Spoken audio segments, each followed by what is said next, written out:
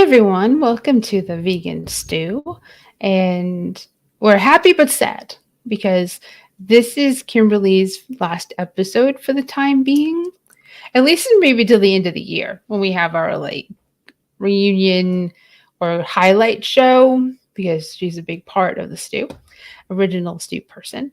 And I said definitely join us for the end of the year. Our last two shows of the year will be a reunion show and our anniversary show. It'll be our 50th. No, can't be. We're at 41, 42 now.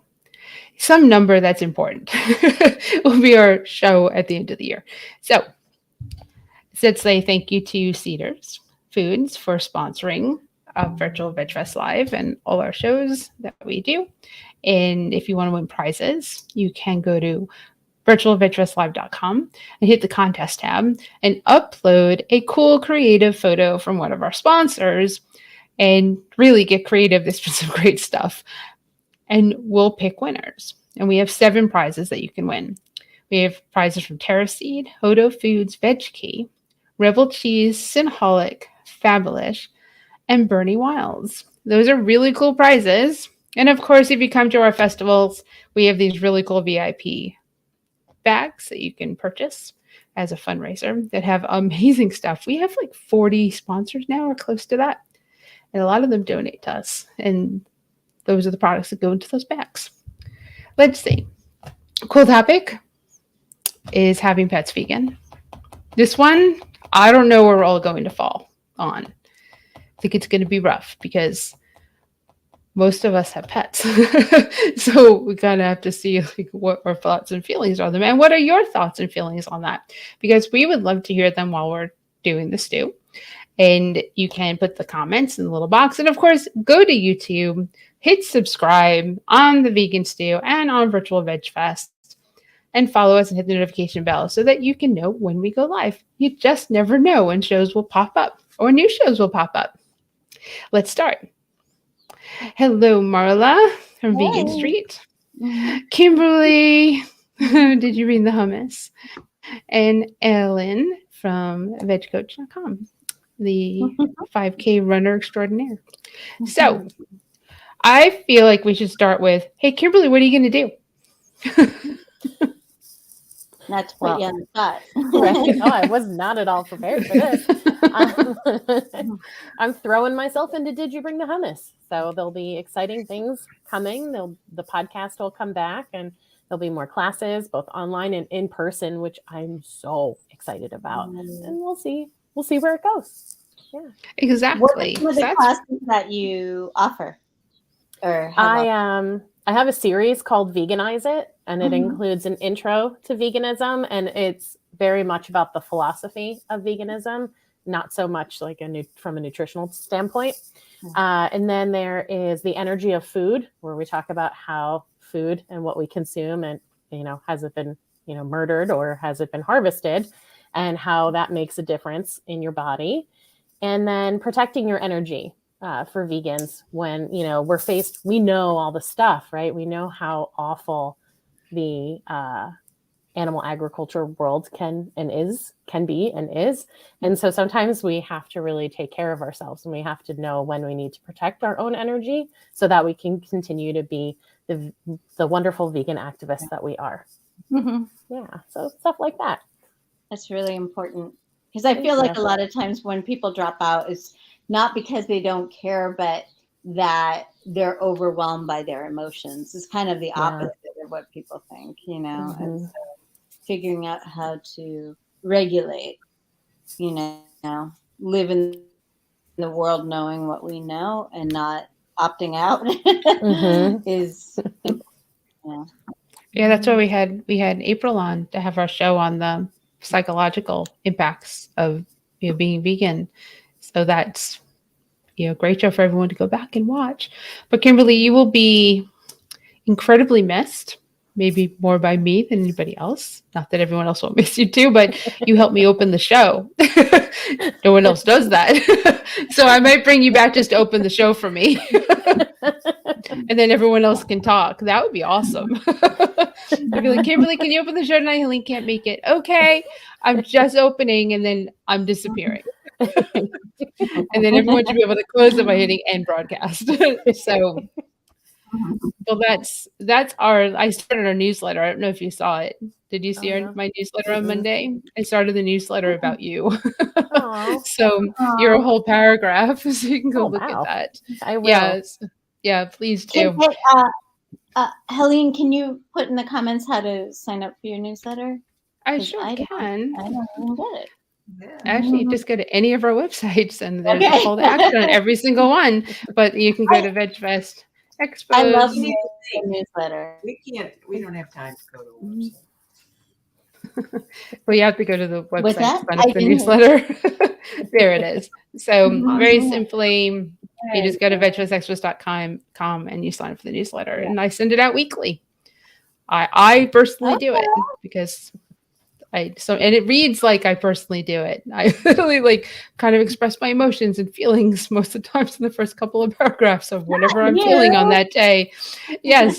So there's a lot of repeat information, but it tells you the update of the shows and our festivals and how to win prizes and stuff like that. And then, kind of what I feel. And that can range from whatever. So I'm trying to encourage people to. I can just say, I've been teaching. I'm sorry. What was that, Marla? Marla, what are you saying?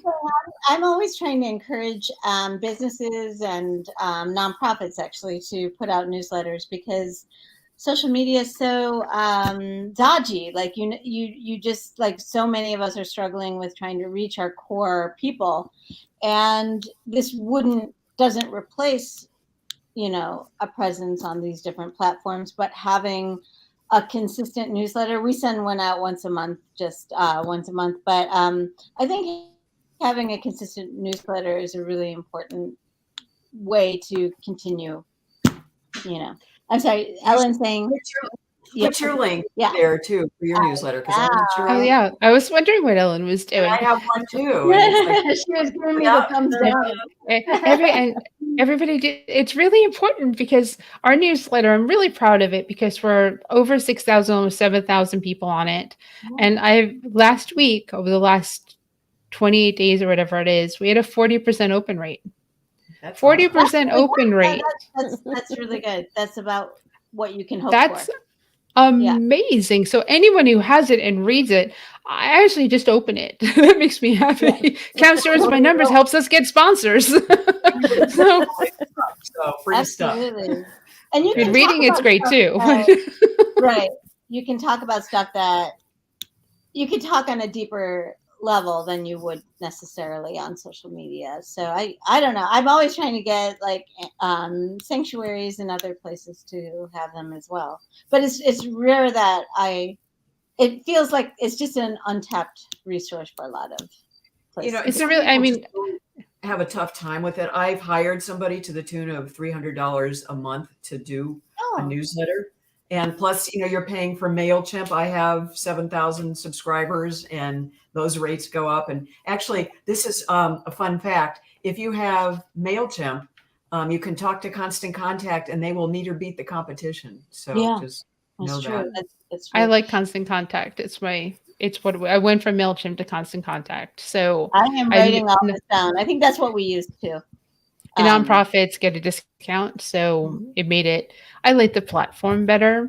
And, no one can write your newsletter for you, Ellen. It's just something you're going to have to do because you have to write it. I beg to differ. Marla can write it professionally who can, but they need the information from but Ellen, my question to you is how often did you send it? Was it sporadic? Was it once a month? Was it once a week? I was trying to do it in the beginning once a week and that was too much. And so I guess when I settled down, it was more like once every 2 weeks. Okay. And then once a month. And now it's just when I damn well feel like it. Right. Well, a good newsletter. It gets gotten easier, I think. with the formatting and stuff. I mean, I'm pretty good at that, but it's just it takes a whole half morning of my time, and that's the whole thing. It's like I'd Can I rather give be on a suggestion? Like, I know we're getting really off topic here. I keep a document on Google Drive where if there are different things that I want to mention in our newsletter, I just put the link in there so that I don't have to think. So like I said, we just do it once a month, so it's easy to forget stuff. So I just drop it in there, and then I dedicate a Sunday afternoon or whatever to writing the newsletter. Anyway. Yeah, I like the weekly because I just keep changing. I change up a little bit, but I mean the dates and everything have to change. The graphics have to change. I do a recipe from some of my favorite people. So there's a recipe in there. So many activities, that you really kind of need to do it that. You want to engage. I want people to click, and go to our sponsors. Sponsors change up once a month, like Cedars is in there, and everybody else is hyperlinked, and it's important because we obviously, for my needs, we have all these festivals. We have festivals. We have the stew. We've got Coach Kayla. We had Kimberly. We may have Kimberly on her own show. Ellen may have a show. Kelly's probably going to have her own show talking about climate. I'm sad Kelly's not here, but maybe she'll pop in, but I don't think so. And there's just so many opportunities. I'm talking to someone on Friday about a new yoga show. So that all gets promoted in there. And with a 40% open rate. Well, and it's just like, it's such like I said, it's just such an untapped resource. And if you're looking for sponsors or you're looking for kind of win-win collaborations with brands and stuff, you could say, look, I've got 7,000 whatever dedicated people who are your key, audience. So there are plenty of people who get, listen, Heather Cox Richardson, she's a big name, not vegan at all, but she does her letters from an American newsletter every day. And she's making $1 million from that, from paid subscribers. So I'm not saying that that's not going to happen. Right. but it does work. I mean, I know that it's important. It's just important. And one of the, I advise vendors to have a way to capture emails at their booths. That's really, this is great stuff for people watching you tuned in to talk about cats and dogs and pets and stuff. Right. But we never start the show with the topic. And clearly we've started the show talking about business stuff and newsletters. So I think we can do a whole show on this, and Kimberly should probably come back for that one. But Kimberly needs that. We have right. So we've got two news items. I'm going to definitely bring up the one that we said not to bring up, and that's the Beyond Meat guy. Now he's not vegan; he's a Tyson guy. But if you don't know, he bit the guy's nose. What did he do? He got into some sort of testosterone rage in a parking garage, which I understand. If I'm ever going to get in a rage, it's going to be in a parking garage. But I'm not going to bite anyone's nose. So apparently there was some football game. I don't know if his team won or lost. That could have something to do with it. But he got angry that somebody tapped his tire. And apparently it wasn't even like a scratch or a dent or anything on his car. This is the COO of Beyond Meat, who came from a background at Tyson and I believe McDonald's, and was hired through that whole, we're going to mainstream this vegan product, and apparently quite beat this individual up. Like he and the other person, I think a man, were bloodied when the cops got there. So of course now this is like the big joke. Vegan guy, because he's from Beyond Meat, was probably craving protein. So he did yeah, but he's not vegan. But are you going to be able to insert that in any conversation? No, they're off to the races. So I didn't hear the story at all. So just so I get the facts straight here, the Beyond guy is not the Beyond Meat COO, Chief Operating Officer. Not Ethan Brown, the CEO. Right. So why is he working for Beyond Meat? Well, because he knows the different systems of getting them into fast food, basically, Well, And that's a great thing. But then you kind of fall into, you want to stick with people within the tribe right. because they tend to, think about that stuff before Right, they what go kind of and damage a vegan company with their actions. We think like that because we think of the cause and the ethics and not Yeah. just the business and the product and not just our rage. Just our rage. This guy's knows.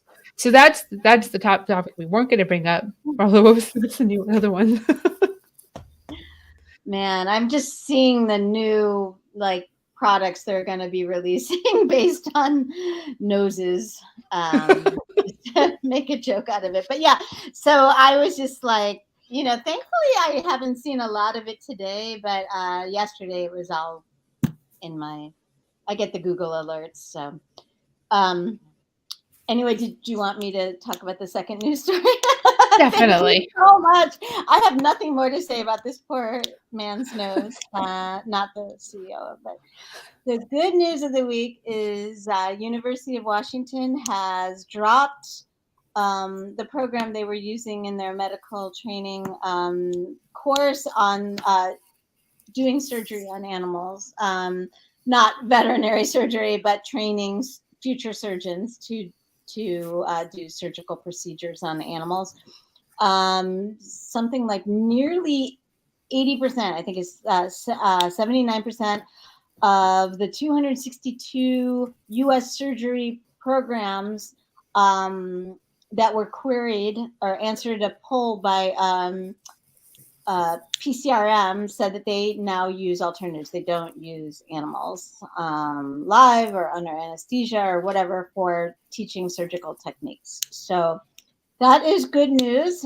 It seems to be the direction the future's going. So we're really happy for that. And that was, again, that was PCRM working with them to, hi Deb, get rid of that. So good for them and good for the animals.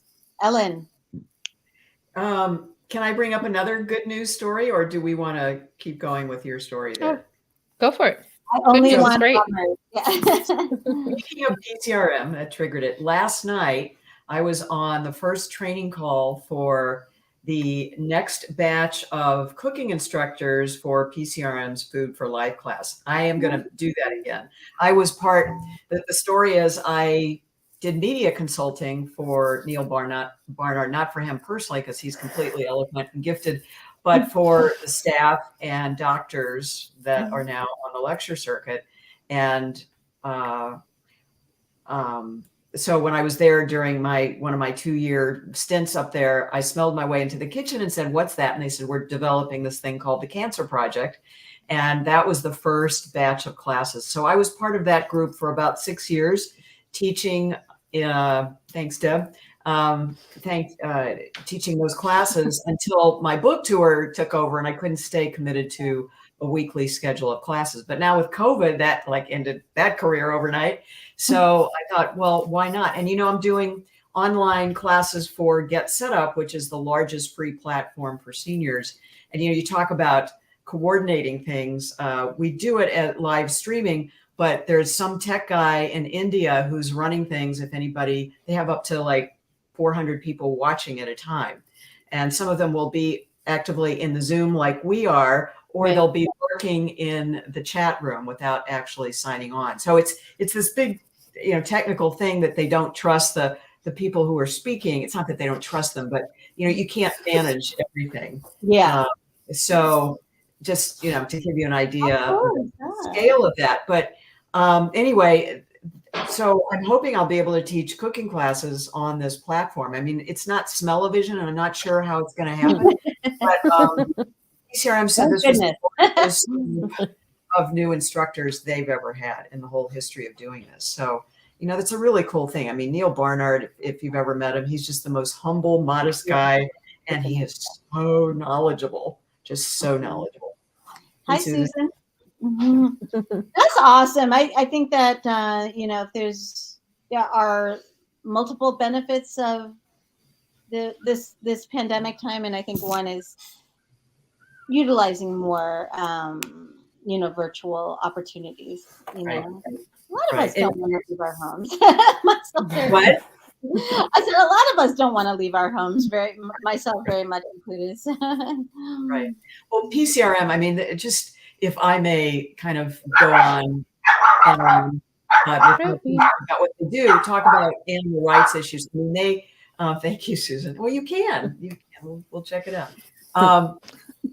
They are just so amazing, and all the work that they have done to get animals off the menu, and get some of these universities to stop testing, and then they've just kind of very quietly, but not so quietly, moved into the whole cooking platform, and they were really the first large institutional, massive cooking class instructor program.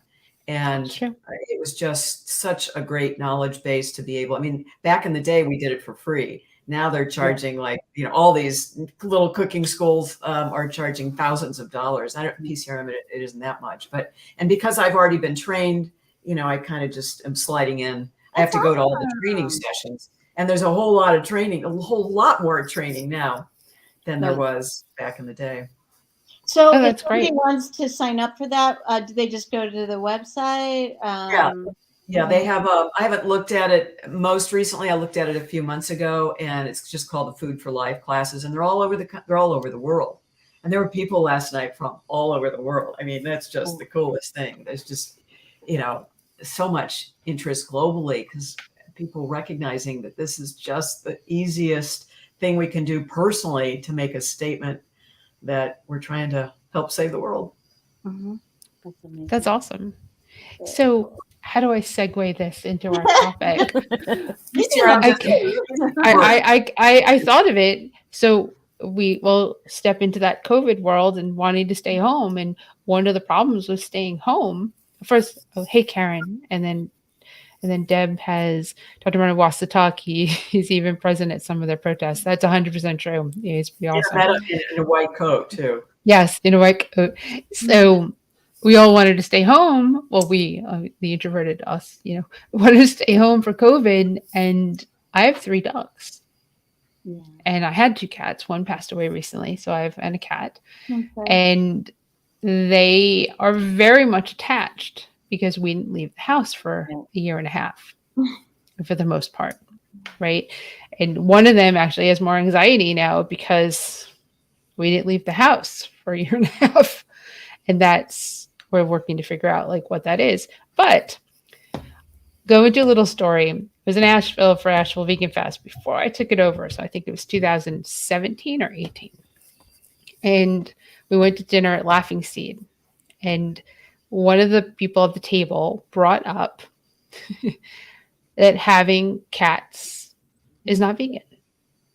And the person I was with at the time, I'll just say, with Brian. Brian was there. Brian's like Mr. Cat, and he might as well be a cat. And his whole life is his cats. He did not take this very well. Mm-hmm. This conversation, it got heavy. It was difficult because he was saying it's not vegan to have animals. We should not be doing that. We should not have domesticated them. They should be out on their own doing the way they were. We did this to them. We control them, and they should have their own lives. And we should work on making it so that they get back to their natural habitats and not in our homes. Well, let's just go empty out the shelters. Well, the goal is to get there by not, obviously, if we don't take them into our homes, we'll stop breeding, stop breeding them. That's a given no matter what. And they'll just go and live their lives like they would have lived their lives if we didn't domesticate them, which is very interesting because if all the feely things came up, and those feely things are actually very selfish. But I love them, but I like to pet them. But I like cuddling with them. I like when the cat purrs. I like when my dog kisses me. I like the feeling of having dogs and cats. These are very I statements. They have nothing to do with what's necessarily good for the dog or for the cat. And that's where I'm going to start us off. Who wants to go? Who wants to jump in? Okay, We Marla. all do, but Marla was first. Okay. Well, okay, I've got a lot of thoughts. Kimberly's got a lot of thoughts. One thing I would say is, okay, so the conversation about companion animals, keeping them or sharing your home with them, not being vegan, often comes down to one of two things. One is like, you know, with the situation of obligate carnivores like cats, a vegan feeding a cat what their anatomy requires is not vegan, and then just the mere concept of keeping a companion animal in your home is not vegan.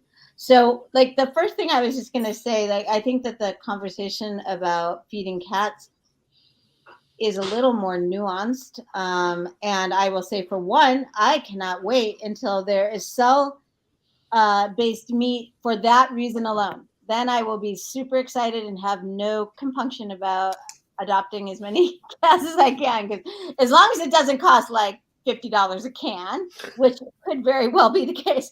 But in terms of just just I find it to be like an idealistically just driven idea that we should just let dogs and cats be. We live in a very unnatural world with automobiles and rat poison and all kinds of issues that could kill these animals that we personally did not domesticate and we personally did not breed. We are here to try to act responsibly for these animals who need us. And while I agree that I am totally against breeding, I am totally for this idea of helping animals return back to, a natural state, whatever that means. I know that's a broad, weird statement, but as opposed to like pug, bulldog, Himalayan, my point is, having a background in, working at an animal shelter, I know that the messy stuff somebody always has to deal with. The animals getting hit by cars, the animals being attacked by, random sadists, the animals who eat poison. This idea that we just open our doors and let them run wild is absolutely irresponsible and completely unrealistic. And also what that would do to local wildlife populations that are not oriented for apex predators like cats. And so that's another thing. I'm just against letting cats outdoors for that reason. Now I will leave it to Kimberly or whoever wants to speak. So my thought is, like, I get it, feeding cats meat is upsetting. I don't love it. I live with 3 cats. They get wet food twice a day. I'm faced with it twice a day, every single day. However, humans did domesticate them, and it's our responsibility to take care of them, because like Marla pointed out, we can't have them out on the street. They're not going to survive. And those that do are going to decimate the wildlife around. The one cat that we have now, Gemma, we brought her in, we trapped her. Someone was irresponsible and there were litters being made outside, and Gemma was part of one of those. She lived on our back porch for a year until we were able to trap her. And the amount of birds that we witnessed her kill, the chipmunks, the squirrels she brought up on our deck as an offering to us was so horrific. And the more cats are out, the more they're doing that. Yes. So even just letting your cat out, because this is another thing I don't understand. So I'm sorry if I'm going off on a tangent, but but my cat loves to be outside. Of course your cat loves to be outside. How exciting is that? There's like they don't have just stuffed toys, stuffed mice to play with. They're throwing around real mice. Of course they love it. But it's your responsibility to keep them safe and keep the animals that live outside your home safe. So Absolutely.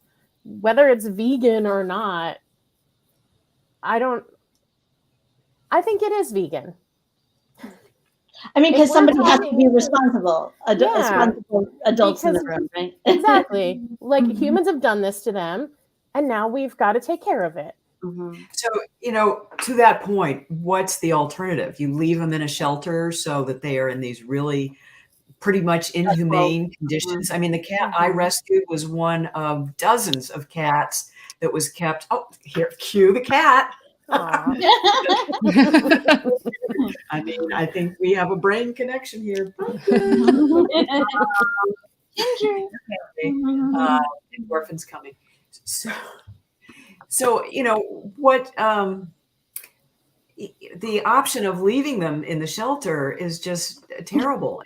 And Pumpkin was very aggressive and had been adopted out 4 times and returned 4 times because he was a biter. And he bit me a lot in the beginning until we were able to calm him down. But one of my friends saw that we had this wild and crazy lab hound, and that maybe the lab, who was just terribly destructive, would be calmed down by the cat. And it's a match made in heaven. You would never imagine. But the cat licks the eyes and the face of the dog. I mean, it's just the most amazing symbiotic relationship I've ever seen, human or not.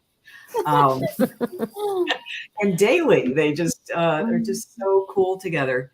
So, the option of leaving the cat has a much better life now. Yes. It would have had, it may not even be alive. Right. Can I just add something real quick? After just real quick, is one thing is, I understand where people are coming from with there are different cultures that believe it's cruel to keep cats indoors, which is a whole different topic. Like just this idea that they should be, it's fine to have a cat, but let them outside. I do feel like, I live in an urban area. It's not the responsible thing for us to do. So we are now in the process of building a catio for our cats, which we're really excited about. Yeah. But the other thing I was going to just really quickly mention, I think Kimberly either said or alluded to, is that even indoor cats that are not feral, who are let out, will hunt just for the joy of it because of their nature. And I read somewhere once, this is years ago, but it sticks with me, is that cats are the only species other than humans that will kill just for the sport of it. And so that's something to keep in mind. Even if you have an indoor cat who you let out occasionally unsupervised, I think Deb is showing a responsible alternative to that, is going out with your animals. They are likely still killing and definitely still in danger. So. I have some things to say because I haven't been able to, and I've written notes, which I never do, so I don't forget them. So I'm definitely jumping in. First, Wild Earth actually has come out with a cell-based chicken broth, and that's brand new for them. Wild Earth is the vegan dog food, so they've come out with no animals were harmed chicken broth, and that was probably going to come to market, which is amazing. So check out Wild Earth. They are somewhat of our sponsors for us. And then Cat Outside. I'm going to go a different direction, which I'm glad because we normally agree too much. So my cat goes outside, and Morgan never went outside. I could hold the door open for Morgan, and Morgan would sit there and sit there and sit there.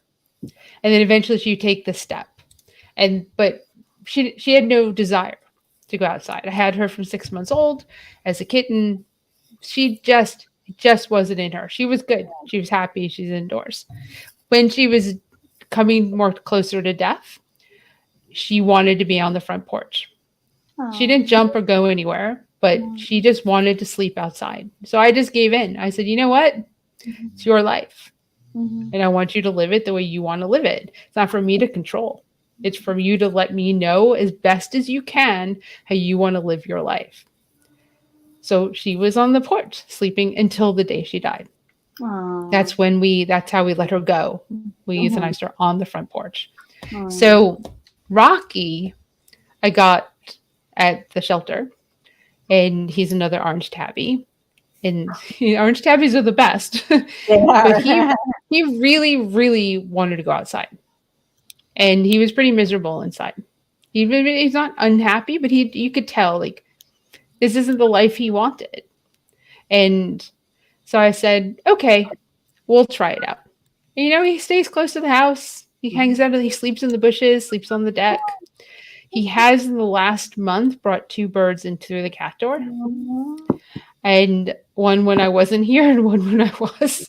And I was like, but I also was like, okay, we need to clean this up without him seeing it, because that would be rude, because it's a gift. He loves me, so he brought me a gift. Right. He has brought, like, I didn't actually believe he had the ability, because he's kind of chubby, that he could actually do. So I kind of have this theory that these are birds that are just not, they might already be dead, and he's bringing them in because he's just nice story, Ellen. Not that agile, I don't believe, So, but I met Ren Hurst. And if you don't know Ren Hurst, I've done a virtual Veg Fest Live with her. And she believes that we need to obviously respect what the animals need, not what our selfish needs are. And a lot of people, when it comes to their animals, are thinking more of like how I feel and how I want, and this is what I want for them. And obviously we don't really know, because they don't speak to us, except for the animal communicators, but they don't really speak to us. We just kind of have to do what's best based on what they're showing us. And for Rocky, he showed me that this is his happy life. And man, is that cat happy. He's so much happier. Mm-hmm. I feel safe. I don't live in an urban area. I live more country. He's not allowed out at night. We have rules. So the rules are, he comes in when it's, when I go outside and it's dark, he's sitting on the deck in a chair, just sleeping, hanging out, because he knows it's the time to come in, and then he gets to go out in the morning. The doggy door is there to go in and out. So, like, I have some for his safety, because Ren is always like, you still have to do what's best for their safety, but we need to do what's best for them as opposed to what we feel is best for us. And after spending a weekend with her, it really influenced the way I see and how I treat the animals that share my home with me. Sure. So there's Deb just said, yes, Renner's wrote a great book about why we should not ride horses. Yes. And she's working on her new book for a really long time, and that it's close, and absolutely amazing human being. And it was really life-changing, because you don't, like, sanctuary for animals, rescue, farm sanctuaries. A lot of people will entice people to come to the sanctuaries and then give food to the people to get the animals to come over to, have the people see the animals so they can get donations and teach and learn. And Ren's 100% against that. If that animal wants to come over, the animal should come over because the animal wants to come over, not because you're enticing the animal to come over. Mm-hmm. If your energy is there that animal wants to come to you, then that's the whole point for that animal and that animal's well-being. So it's a very interesting, and you understand, like, we just did a photo shoot with the 3 dogs yesterday. So I'm not we're not talking about like a household where my animals don't live in our bed and have like the best life on the planet and get fed better food than a lot of humans. That is their world here. I couldn't imagine living without them, even though I totally get why we probably should work towards a world where we don't have them. Oh, it's a toughie. Yeah, okay, so yay, Wild Earth, let's catch up on Renner's wrote a book. Yay, Wild Earth from Susan. Susan said, if veganism is about having compassion for all living beings, rescuing animals from dangerous situations is vegan, 100%, then you're responsible for those animals and what they do. Yes, you should. Catio is was from Deb. Deb made some great comments that we had going on while in here. Patricia, they like looking out the windows, take them in strollers, which is actually a lot of fun. And Deb's adopted animals. Isn't this better than sending them to a shelter? And let me see. And Patricia also said, but if they seem happy, my cats are happy. They look out and seem to want to go out, but I know it is not safe. Right. I think the one piece I'm going to touch on still before we move on we can't just let them out because they'll just die. They'll go into the world and this. That's not what I'm saying. I'm saying we should work towards, and I'm not saying I believe this. I don't want to live in this world, but for the animals' well-beings, working towards a world where we don't have domestic animals living with us would probably be the most vegan thing that we can do. Not shove them all out the door, like taking the chickens and putting them all out to the world and expecting them to survive, because that's what people say. Well, if you want to save the chickens, just put them all out in the world. That's not how it works. They wouldn't survive. It's lessening, mitigating, not eating as much, not producing the animals so that we have them as companions. I don't like that world, but I get it. That was a lot. Okay. Ellen? Part of that is educating people to spay and neuter too, so that this proliferation. You turn them all wild, what do you think is going to happen? We're going to have a whole a ton more of wild animals to deal with, and many more problems than we do now. I just want to say, to your point about making it safe, it's tough. We had a rescue with a dog door and a fenced yard with chicken wire, and cat dug a hole, or the dog dug a hole, and the cat got out. And on our morning walk, we ran across the cat that had been attacked and killed by a neighborhood bobcat. So we live 15 minutes from downtown Sarasota, and you still have wildlife if you're lucky enough to be around woods that have been left. So just don't assume. Birds of prey, eagles, right? Ospreys, those talons are made, and I've seen them take fish out like it's like the size of a dolphin. How's this bird carrying this huge animal? They can do that. So we got another rescue, and I put bricks around the bottom so the dog can't dig holes. And I was really reluctant and scared to kind of let the cat go out again. But as far, I go out there with him. We have rules too. The dog door gets shut at night, and I have to turn the air filter up pretty loudly so I don't hear the cat meowing trying to get into a door. I need my old age. I need sleep. At least a few hours every night. And I've had cats walk on my face all night long. It's just like, I'm kind of, you have to figure it out, and different house rules for different people, but it has to be focused on keeping the animals safe. And the cat loves being outside. Oh my gosh. And I've seen her climb up the chicken wire. He's too large. Did I say her? The dog's a her, the cat's a he. He can't get through, as far as I know, the wrought iron part at the top, and there aren't any trees. But you have to just figure it out, and he really does love. And we get lizards here, and no other, no squirrels, no birds, fortunately. So a few lizards. I guess I'm good with that. It's better than a mouse. Yeah. I've got thoughts. So I don't know Ren, and I have heard her interviewed before. This is a Ren goes as she, her? Okay. And loved what she's offering. And I feel like that works on individual micro level. I don't feel it's a solution for, there's how many millions of dogs and cats, and also depending on how tuned in someone is to their animals, we're all taking leaps of faith when we assume anything about what our animals are thinking or feeling about something. I mean, we could go by body language and stuff like that, but we are going to be hampered a bit by that. But so, for example, so say I have a Chihuahua who loves to fight other dogs, who really, really wants to fight other dogs. And that is her greatest joy. And I actually have no reason to doubt that would be my dog's greatest joy.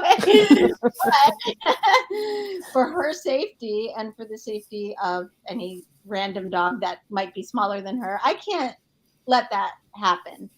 I don't feel like it's all that different of a scenario to say it's my cat's greatest joy to go in my backyard. Who am I to stop her? When there are victims, there are consequences. And so I'm not judging, because I very much understand that it is a balancing act, and we're all making assumptions and trying to do our best. I don't think it's particularly selfish to try to, I do honestly love having my companion animals. They do give me, the happy hormones that get me out of bed, but it's not entirely selfish. I want to be a good person for them. I feel like catios are kind of a good bridge between both worlds for me. I think that they'll get the air and the fresh, sunshine and stuff like that, without harming or being harmed. The last thing I was going to say is, one of the things that drives me crazy is, like, I know a lot of people who live in LA and Southern California. They let their little dogs out, or they let their cats out, and they are killed by coyotes. And I understand, I'm not blaming the coyotes. They're just trying to survive, what humans have forced them out of their natural landscapes.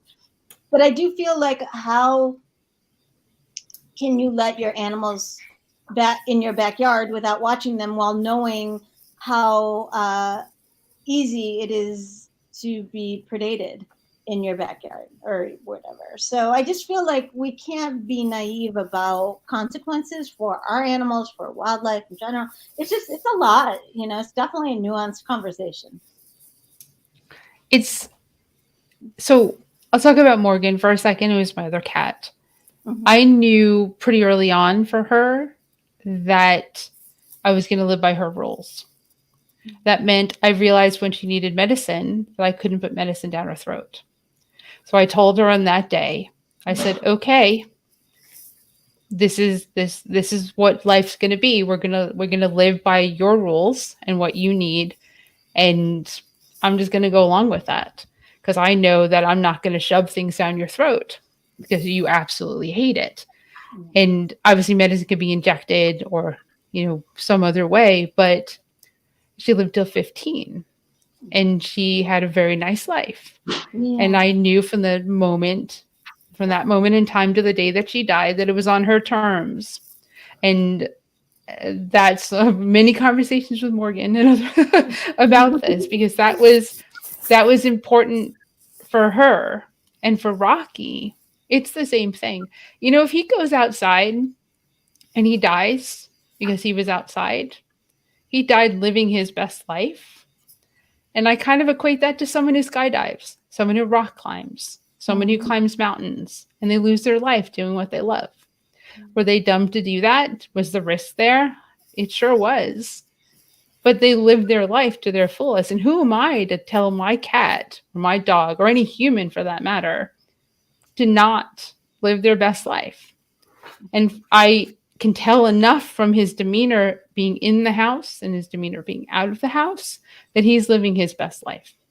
And if that life is shortened because of that, that's obviously, I'll be upset. But then again, I go back to being selfish. That's my feelings. My feelings shouldn't dictate what he does. And I guess I can equate that to me towards humans, me towards animals. And I'm glad that I kind of differ here, because I feel very strongly about this. And it probably bothers Stephen, because I probably give the animals a little bit more freedom than they probably should have. However, like I said, there are rules that just probably aren't the rules that other people's houses would have. It's also the argument that highlights why domesticated animals are perpetual children. It's not natural and bad for them. That's interesting. And then let me see what Deb said. I think that's why we kind of are similar to parents, guardians for companion animals. You can't let them do whatever they want to do. It's interesting. That's, I'm a pet parent. They're my kids. I don't have human children. They are my kids. But I want them to live their lives. Let me see. Patricia said, I have a friend who agrees with you. She lets her cats out for the same reasons. Yeah, I mean, obviously, if I got another Morgan, we're not going to have another cat because Steven's allergic. But another cat that was like Morgan, I wouldn't shove her out the door. I'd be like, okay, you're an indoor cat. That's your life. I'll clean the litter again. Okay. Kimberly.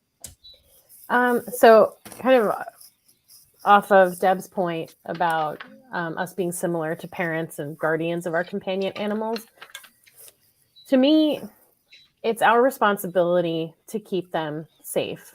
We have created an environment where they have to rely on us. So if they are relying on us, like you wouldn't, if someone had a human child, they wouldn't just let their human child go play on the railroad tracks or in the middle of traffic, right? Don't judge me, Kimberly. I had no Justice came idea out really Justice well. had such a free life. But, and to me, I think it's the same thing. I could not, and all three cats who live with us now, our fourth cat, Cookie, our oldest cat, passed away in 2020. But I had rescued from a shelter. She had been a victim of hoarding. She was one of 43 cats. She lived her life, and I did whatever she wanted. She hated medication, so I figured I went to a pharmacy that could make it where I could rub it into her ear. She was okay to be held for a moment so I could rub it into her ear and then put back down. But if I tried to shove anything down her throat, she'd spit it in my face and wouldn't talk to me for 3 days. So I found a way around that, because to me, it was important that she received the medical care that she needed. Letting my cats out, even though the three that live here now were brought in from outside because someone around here was letting their cats out. There were litters being born. So 3 of them showed up on our porch at different times, and we were able to trap them and bring them in. I would never, ever let them outside by choice. We have extra screens. So we have these big windows across our house, and we have a huge door in the back, and they can watch the birds, including eagles, hawks, and peregrine falcons flying around.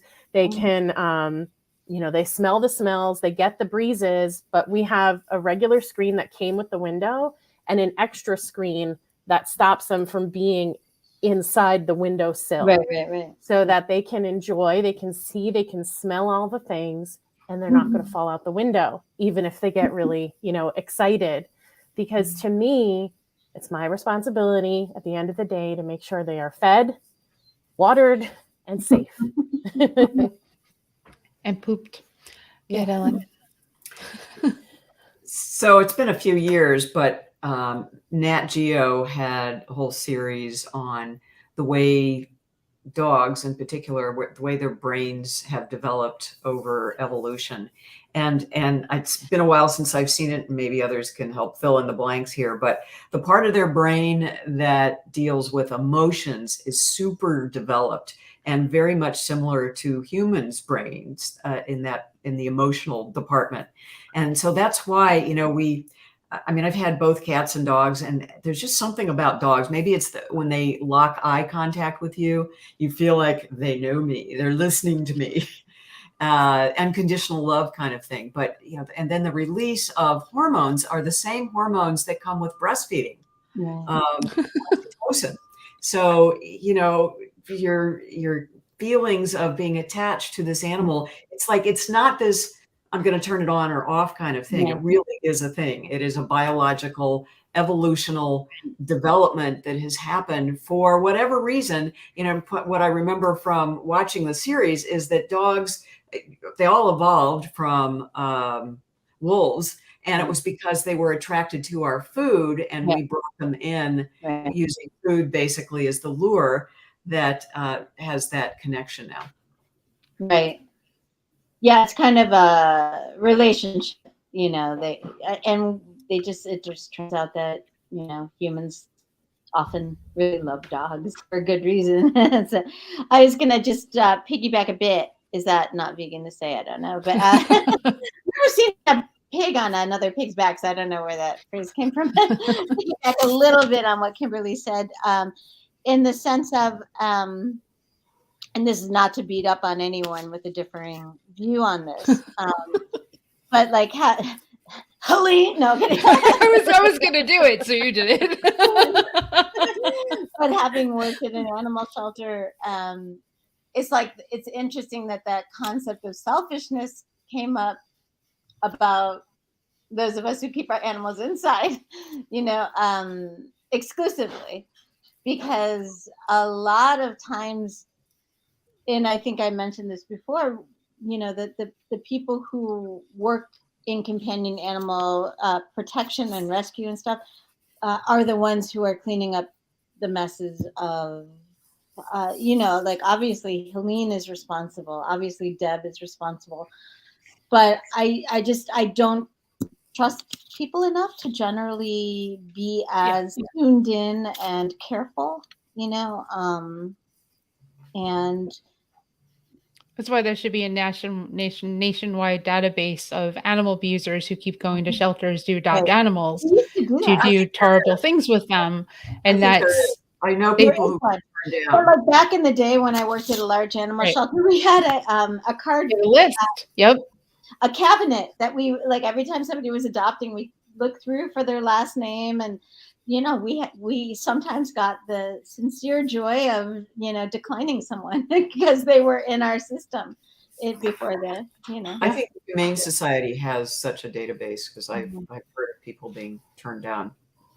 It needs to be national, just like the guns whole thing. It needs to be a national thing because they can easily jump from another state or another city.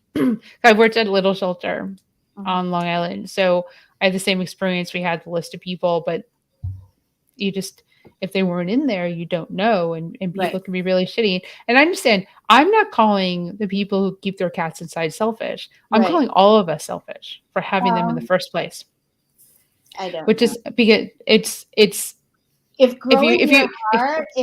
providing a home for homeless animals is selfish, then I guess I'm all for it. But if you look at the reasons why we do it and the feelings that we get from it, there's just selfish all around it. But it's possible to do both, to be responsible, but also enjoy the feeling of being a guardian. It doesn't mean that, like, a companion animal, caregiver, family member, whatever you want to call it, it's not entirely selfish. I mean, we're providing a need. That you're saying selfish is a bad word, though. Selfish isn't a bad word.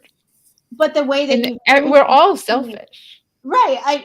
I agree with that. But I think the way you framed it originally was that, like, the person who was disagreeing about keeping cats not being vegan, it was all emotional. It was all about the person rather than providing a home for these homeless animals, Right. I didn't even touch on the cats not being vegan. I just look at this whole thing and I realize that, what I feel and what I get from having these companion animals is totally what I feel, like what I get from it. Now, I don't know if they get from it.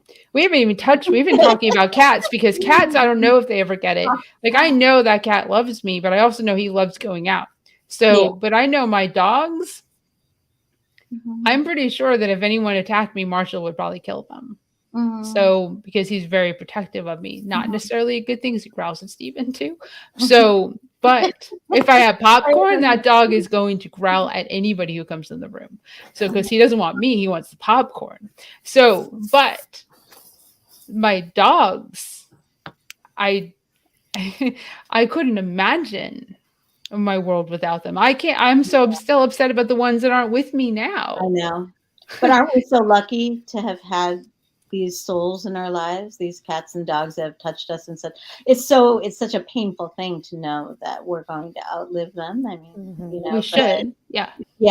But it's more painful to think about not having them outlive us. To me, that's even more painful as you age, and you have to consider that, Ellen has a cat that can live 25 years.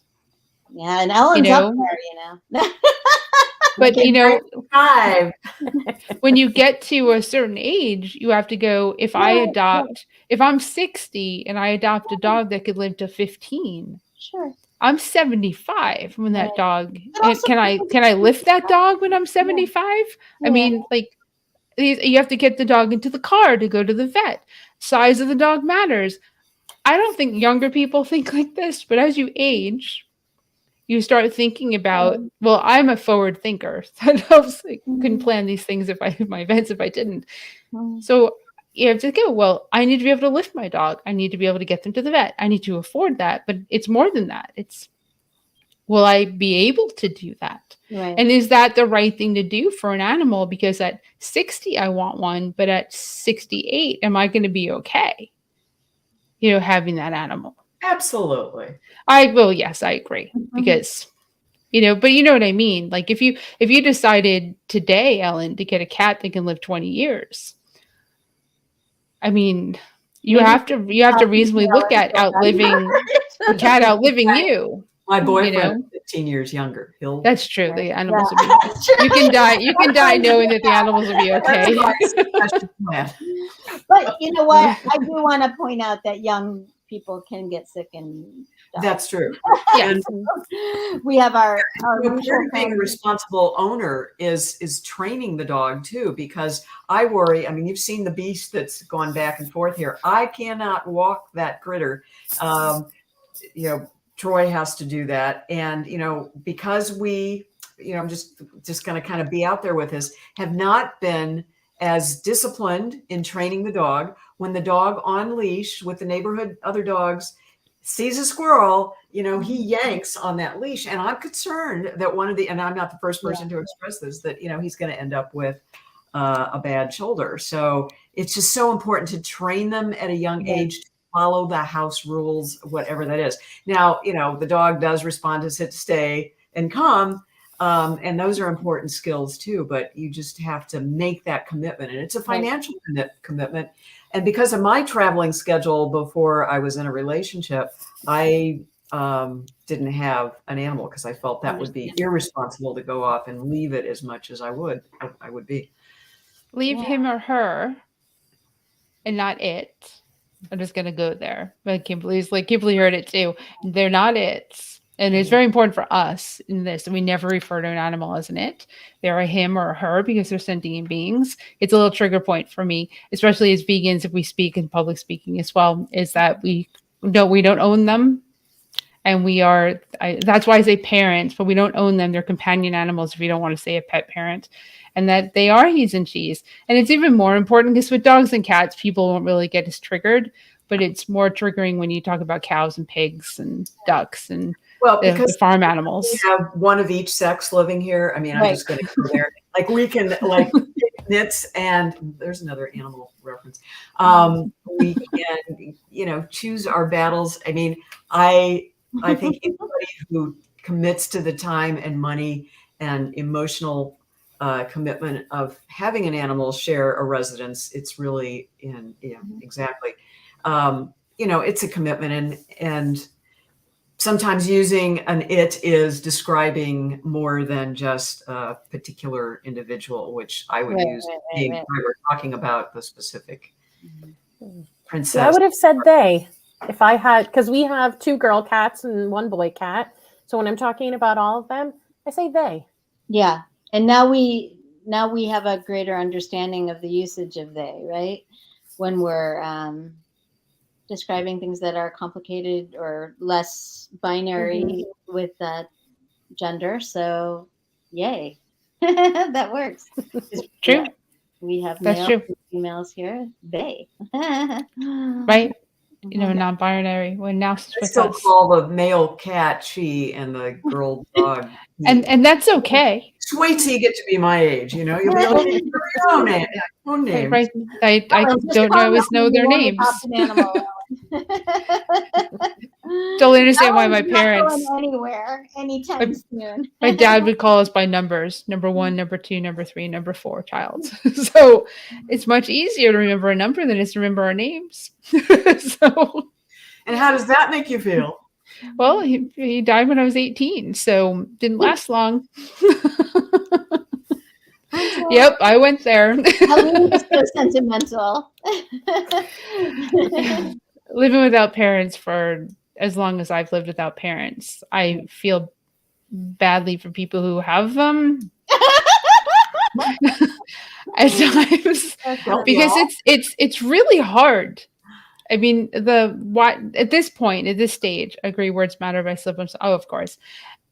It's really hard at this stage of life where so many people who are similar in age to me are losing their parents. Yeah. because it's that time, it's that phase of life. And, watching them go through that and being thankful for being 18 and 21 going through it then. Because I don't have 30, 40, 50, 60 years with a human being to have loved them and to feel that loss. I mean, I feel that loss when, my dog dies, and my dog was only 8, So and that's also for relationships, people who are married who lose their spouse or significant others after being with them for 20, 30, 40 years.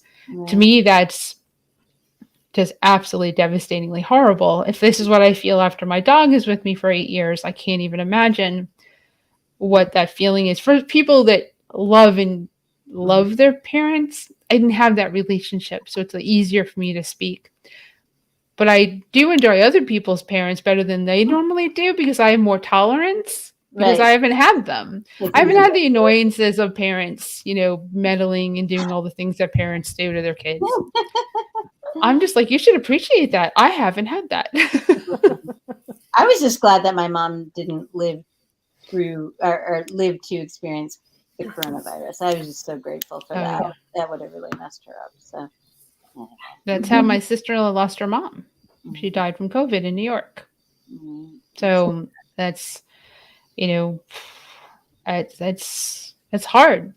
It's oh my gosh. Susan's mom is still alive. There's reciprocity with older parents. They took care of us as children. Yeah. And that's, I wish more people, just like we want people to be good pet parents, you just be good children towards the people that raised you and, wiped your ass and made sure that you hopefully turned into a decent human being. And if they weren't the reason, at least be thankful that they brought you into this world to be a good human being. If you're a shit human being, well, I don't know if I care about you. So on that note, yeah, I guess I'm blunt tonight. So any final words about, I don't know if we answered the question so much. I think we're just saying it's complicated and nuanced, and we're trying to do our best, right? Exactly. Yeah. And I just traveled cross country to Seattle from Florida to visit my 2 babies who are now in their 30s. So if I screwed up a pronoun, you'll just have to get me. I think for Kimberly and me, it wasn't so much that I feel like you do that all the time. I think it was just for us to say to other people to not say the word it in regards to animals, and especially farm animals. Because that's where really, when someone hears he and she, when you speak of a cow or a pig, it makes them stop and think, why aren't they using it? That's an it. Like, no, that pig and cow is not an it. That pig is either a female or a male. Right. Just like you and me. I just wrote an article for Veg News. It's going to be in their magazine in a few months, but about the egg industry. And I was just thinking it's so nice to write for them and to be able to refer to egg-laying hens as she. I can only imagine how many editors would just laugh at me for doing that. Yeah, if so many of the articles it does say it. Kimberly, what do you want to say? I just, around using the proper words, I think that it's so important, like you were saying, Helene, for us as vegans, for sure. But it goes beyond that, right? I feel like in the world we live in today, we have to be aware of how we're impacting the world around us. Mm-hmm. And so by making sure, and this is not directed at you, Ellen, this is us using that as an opportunity to share with the people who are viewing. We have this opportunity to make everyone feel included. So it's not just about he and she and they.